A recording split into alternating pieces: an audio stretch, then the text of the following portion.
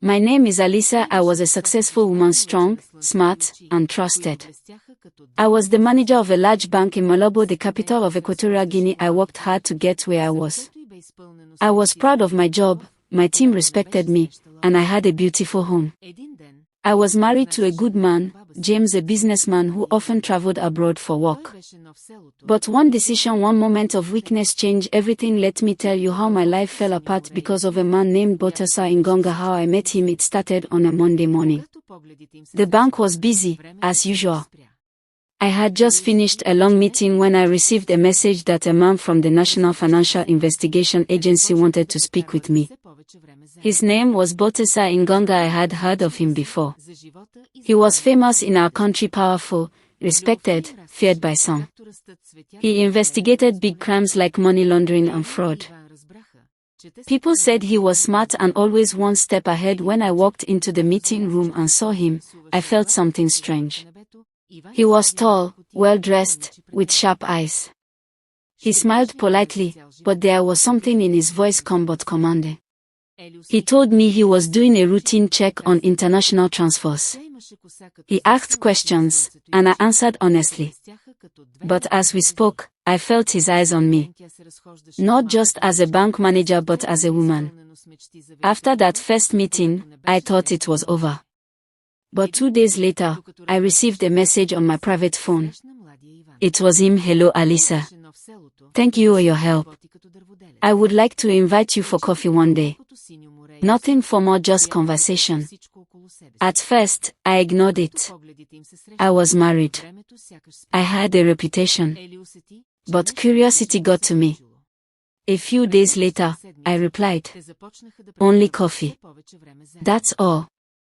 We met at a quiet place outside the city. He was charming. He spoke softly, listened carefully, and made me feel seen in a way I hadn't felt in a long time. My husband James was always away. Our marriage had become cold, like two people just living in the same house. Baltasar made me feel alive again. One meeting turned into 2. Then 3. Then more. Soon, we were texting every night. He sent poems. I sent pictures. I knew it was wrong, but my heart didn't care.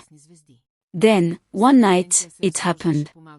James was in Singapore for a 2-week business trip. Baltasar invited me to his private villa outside the city. I said yes. I don't know what I was thinking. I wore a red dress, nervous like a teenager. That night, I slept with him.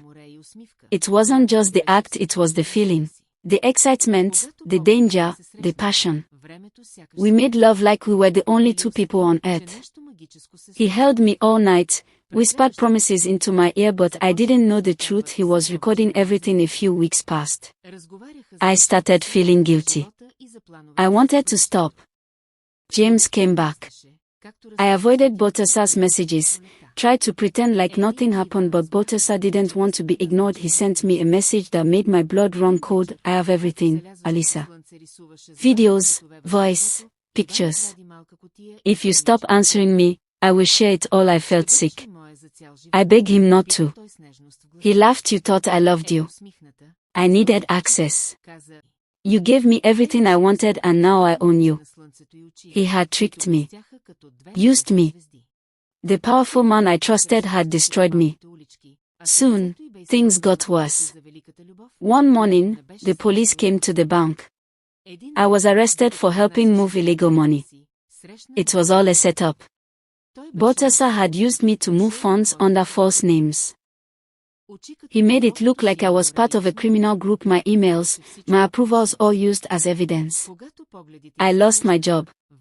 My name was in the newspapers. My family was ashamed. My friends disappeared. James found out. He didn't even shout. He looked at me with cold eyes and said, "You're not the woman I married." Then he left. Baltasar. He disappeared. No one could find him. The government protected him. He was untouchable. And me. I was broken. What I learned. I now live in a small apartment. I work in a small office doing paperwork. No one trusts me anymore. I lost everything, my marriage, my career, my name. I tell this story because I want others to learn love mixed with power is dangerous. Secrets always come out. And some men like Baltasar in Gonga are not what they seem. I thought I was strong. I thought I was smart. But I let desire control my heart. And it destroyed my life. This is what happened to me. My name is Alisa, and this is my story. Don't be like me. What happened the day I slept with Baltasar for the first time? It was late. The gala had ended, but Baltasar wanted to show me something, the view from his penthouse, he said. I should have said no. I should have gone home. But my blood was humming with wine, with danger, with the way he looked at me like I was a puzzle he couldn't wait to solve. His apartment was quiet. Expensive silence. Every piece of furniture, every book on the shelf, every glass on the bar whispered of control, of taste, of a life lived in shadows and power. I remember he poured me another glass of red, the bottle already open, like he'd expected this. Expected me. And I went willingly. I don't know how it happened exactly, how the tension turned to touch. But once it started, it felt like falling. We kissed like we were drowning. We tore at each other's clothes like we were trying to forget something. I remember his voice in the dark, low and full of secrets. I remember how he touched me like he'd known me for years. Like he'd studied me, like he owned me. It wasn't love. Not really. But it felt like something bigger than lust. Like an agreement made without words. By the time the sun came up, I was tangled in his sheets, and he was holding me like a promise. And that's when he whispered, "It's your mind now, Alisa. Whether you know it or not." I thought it was sweet. Intense, yes. But romantic. How foolish. Now I realize it wasn't passion. It was possession. The next morning, he made me coffee and kissed my forehead like we were some happy couple in a European film. I remember looking out at the city skyline, thinking this is what it feels like to be chosen. I thought I had power in that moment. I thought he wanted me for me, but the cameras were already running. His phone, propped just right on the dresser. That strange blinking light in the corner of the bedroom. I didn't notice it. Not then. And even if I had, I wouldn't have believed it. That's what happens when you think you're special, when you confuse attention for affection. He called often after that. Sent me gifts. Little tokens, perfume, books he said reminded him of me, expensive things that made me feel seen. And I let him in. I answered his questions. I trusted him with passwords, approvals at work, tiny things that felt harmless, and then I got sloppy. He'd ask me to check something in the system. Help him verify the transfer. Just use your credentials for a moment, he'd say. It will save time. I did it. Over and over. Thinking I was helping someone who loved me. Now I know. It wasn't love. It was leverage. When James came back, I tried to cut Baltasar off. I told him it was over. He didn't argue. He didn't beg. He threatened. The message was short. I have everything, Alisa. Videos, voice, pictures. If you stop answering me, I will share it all. I tried to stay calm. I asked him why. He sent back a voice note. You thought I loved you. I needed access. Why I let Baltasar record me? People always ask me, why did you let him record you? The truth is, I didn't know at first. Not when it mattered. The first time I saw the small blinking light in his penthouse, he told me it was for security. Motion activated. Discreet. Only in the living room, he said, with a smile that made me feel foolish for even asking. I wanted to believe him.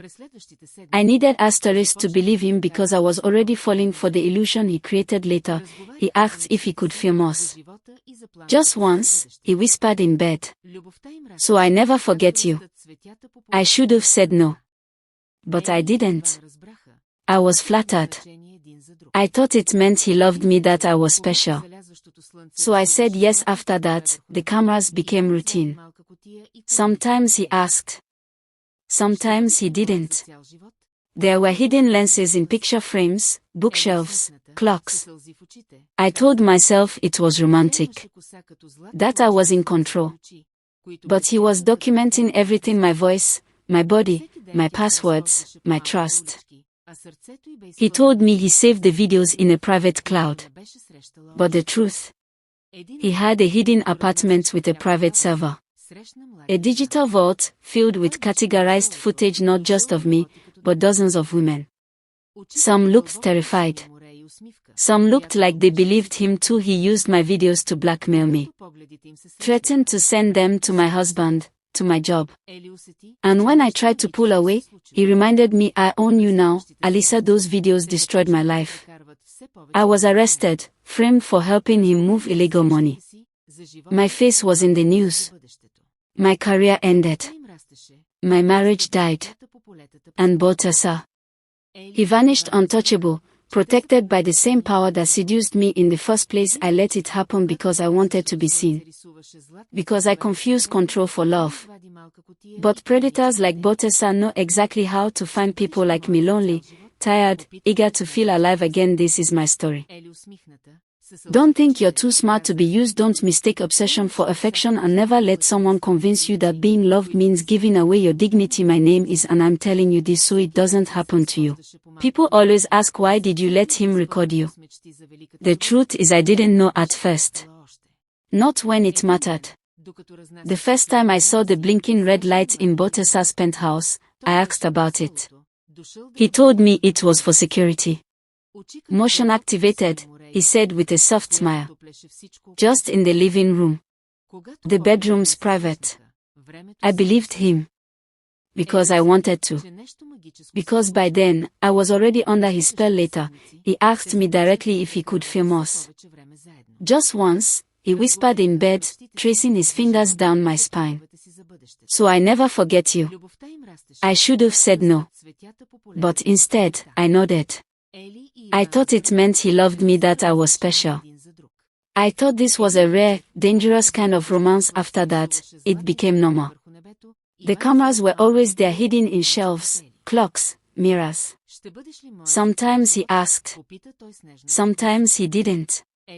And I let it happen. I told myself I was still in control. That I was being desired, not used. But he was documenting everything: my body, my voice, my secrets, my trust. He told me he stored the footage in a private cloud.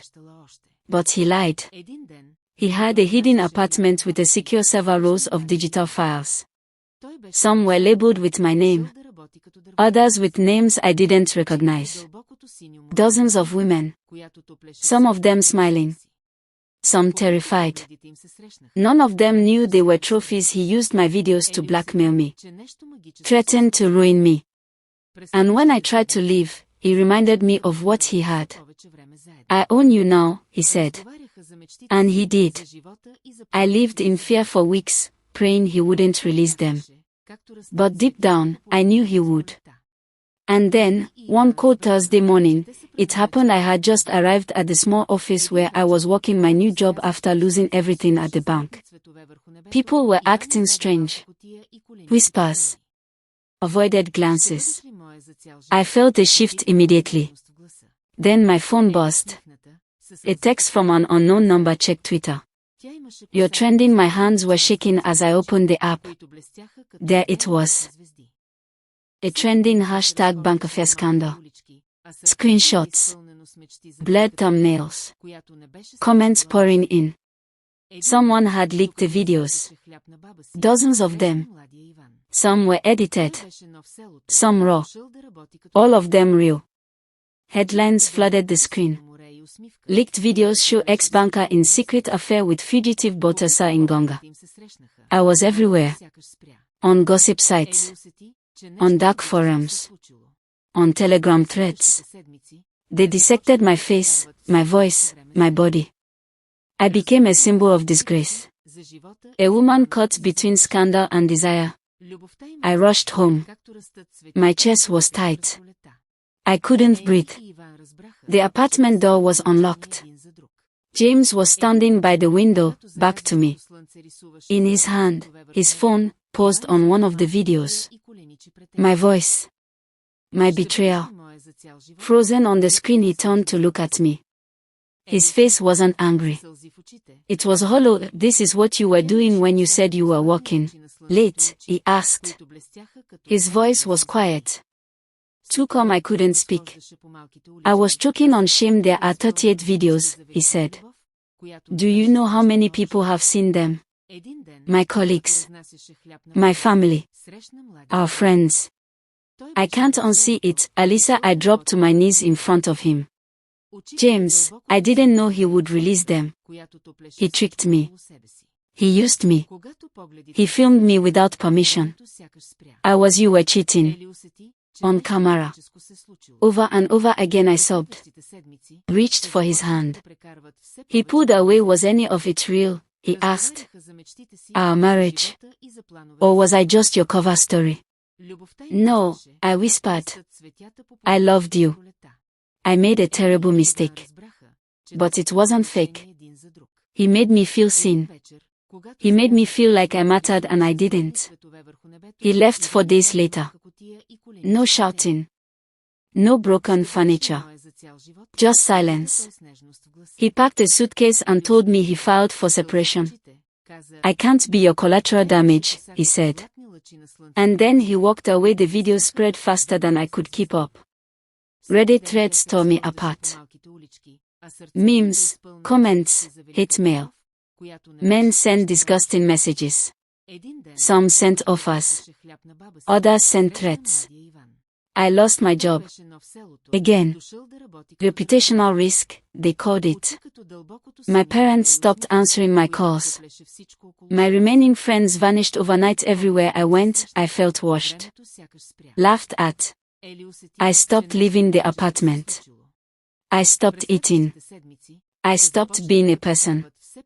Ironically, the very videos that ruined me helped build the case against Baltasar. Investigators arrived, asked invasive questions. Took copies. I sat in silence while strangers watched me cry on tape, beg, moan, obey. They didn't care about the context. They wanted evidence. He had filmed everything. They found his server. Labeled folders. Woman after woman. Some didn't even know they'd been recorded. I was just one name in a library of exploitation. And yet, Baltasar vanished. Protected. Gone, and I was left behind. The media called me the woman in the Baltasar tapes. Not Alisa. Just a story. A scandal. A shameful chapter. James moved to Chicago. He's dating someone now. A school teacher. She looks normal. Safe. Nothing like me. I live in a studio apartment with no mirrors. I scan documents in a basement office. People recognize me sometimes. They whisper. They smack. I keep my head down. I don't speak unless I have to. At night, I still hear his voice. Baltasar, whispering promises. Telling me I was unforgettable. Telling me I was his and I let him take everything. My dignity. My career. My marriage. My name. I wanted to feel wanted. I wanted to feel powerful. Instead, I became a cautionary tale. So if you're reading this, let me tell you the truth. Not every kiss is love. Not every man who says you're beautiful deserves your trust, and no one has the right to own your body, your image, or your soul. Some men destroy women quietly. Baltasar did it with cameras, with charm, and with silence. He didn't kill me. But he killed the life I once had. And yet, somehow, I'm still breathing. I don't know what that says about me. Maybe survival isn't always noble.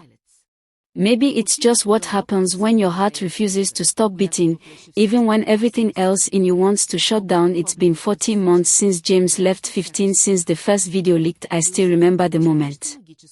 The exact second I knew my world was about to collapse, a text from a blocked number with a link and the words, "Thought you might want to see how you look when you lie." My stomach turned cold before I even clicked. And then everything turned red. Then black. I remember thinking this isn't me. That's not me. That's not who I am, but it was me. On his screen. On their screens. Doing things I barely even remembered, because back then I thought I was in love. Or maybe in need. There's a fine line between the two. Do you believe in love anymore? The question keeps echoing. People ask it like it's casual, like love is a switch you flip off and on, like what happened to me was a glitch, not a pattern. I never know how to answer. Not out loud but inside. Here's what I want to say. God help me, yes. I still believe. But not in the love I once chased like oxygen. Not in the kind that leaves you begging for scraps of attention, or apologies wrapped in roses. Not the kind of love that blinds you to cameras hidden in clocks, or gaslighting so soft you think you're the liar. I believe in the kind of love that shows up after the storm, after the ruin. It started small. A cup of coffee left on my desk by a coworker who didn't say a word, just a post-it with hanging there, a note from the neighbor upstairs who heard me crying through the walls and slid a playlist under my door titled, Songs to Outlive the Bastards. Even the therapist I never wanted to see, who told me one day, you're allowed to be broken. You're just not required to stay that way. Those weren't grand gestures, they weren't romance, but they were real. I still sleep with the lights on. I still don't trust men who smile too quickly or ask too many questions. Sometimes I flinch when a phone camera turns in my direction. Sometimes I hear a man's voice behind me and my breath freezes in my throat. Sometimes I wonder if I'll ever stop being the woman in the Baltasar tapes, but I've stopped looking for the rewind button. I don't want my old life back. It was built on lies, on the need to be chosen instead of whole. And James. He was part of the wreckage, yes. But I don't hate him anymore. I used to replay that last moment, him standing in the doorway, suitcase in hand, saying, I can't be your collateral damage. Back then, it felt cruel. Like he was abandoning me in my lowest hour, but now I see it was mercy. He was getting out before he drowned too. I can't blame him for wanting to breathe. Sometimes I dream of it. Not the dress. Not the cake. Just the moment someone looks at me and doesn't see a scandal, just a woman. Someone flawed. Forged in fire. Still capable of softness. There's a man at work. He's quiet. Kind. Wears glasses that always slide down his nose when he reads. He never brings up those videos. Never stares. Never makes me feel like an exhibit. Last week, he asked me if I liked rainy days. I said yes. He smiled like that meant something. I don't know where it'll go. Maybe nowhere. But when he said, some people become stronger in the storm, I believed him. So no, love isn't dead. It's just different now. Not the love I gave away too easily. Not the love I let consume me, but the kind that grows slowly. Quietly. In cracks and ruins, the kind you water yourself, the kind that starts with I forgive myself. I survived, I am still here. And I will love again. When I love me first. Why did women love Baltasar in Gonga? Why did we love him even when we should have run? You want the truth? Fine, let me take you there. Let me tell you what it's like to fall in love with a man like him. A man who doesn't knock, but appears, who doesn't ask, but possesses, a man whose presence feels like a secret whispered in your ear by the universe itself. Baltasar in Gonga was not handsome in the ordinary way. He wasn't the kind of man you notice from across the room and think, movie star. No, Baltasar wasn't obvious. He was the kind of man your skin noticed before your eyes did. He had this quiet power. The kind that didn't raise its voice. He moved through a room like he already knew how the night would end, and maybe he did. He carried stillness like it was a weapon. Like silence was his armor and charm was his scalpel. You'd feel it before you even spoke to him. Gravity. Like somehow you were the one who wanted to be pulled in and he would never chase. No, never. Baltasar waited until you started laughing too loud, glancing his way too often, hoping for a flicker of attention. And when you were just about to give up, he'd look at you.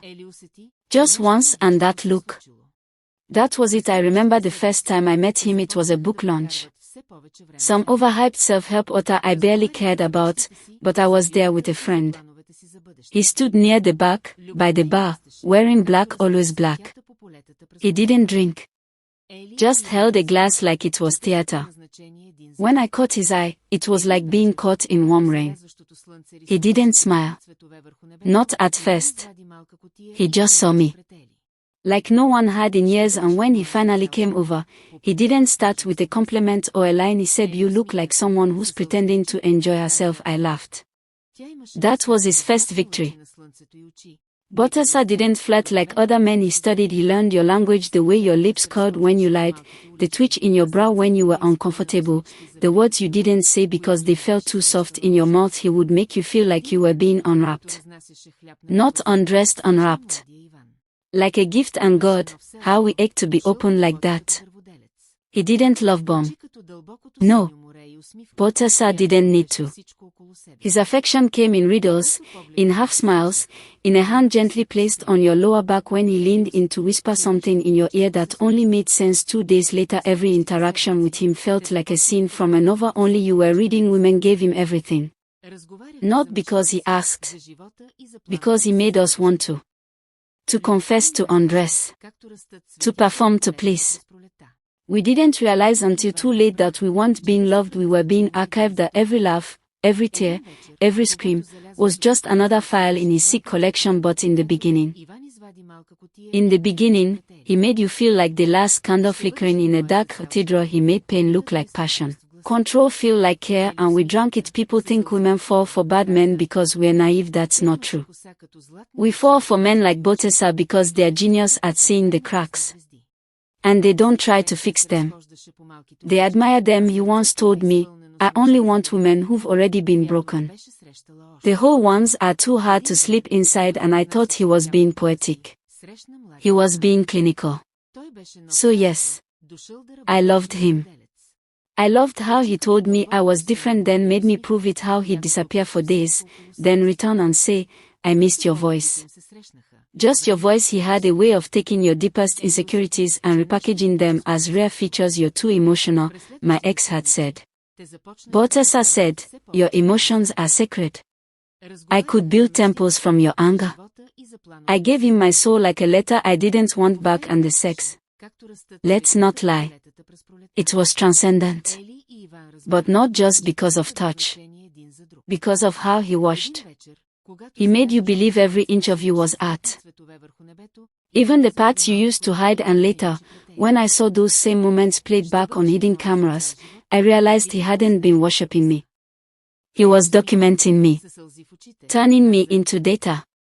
Into footage. Into content. Why did we love him? Because he made us feel like main characters until we realized we were just scenes in his script. He didn't need to raise a hand to be dangerous. His weapon was attention. His crime was seduction. And his victory was making us blame ourselves. People ask me now, how could you not know? How could you be so blind? And I want to scream. But instead, I smile. Because I've met enough women now to know I wasn't the first, I won't be the last. We form a strange sisterhood, those of us who loved him. Lawyers, students, artists, mothers, some still defending him. Some still haunted. Some still waiting for justice that will never come me. I no longer want revenge. I want to heal loudly. Publicly. Without shame, because the truth is, the problem was never that I loved him. The problem is that the world keeps creating men like him. And then giving them stages. Screens. Silence. So if you ask me now, why did you love him?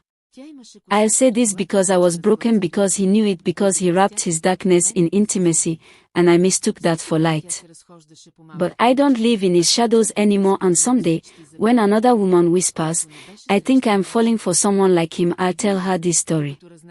Not to scare her, but to remind her that sometimes, the most dangerous men are the ones who never raise their voice.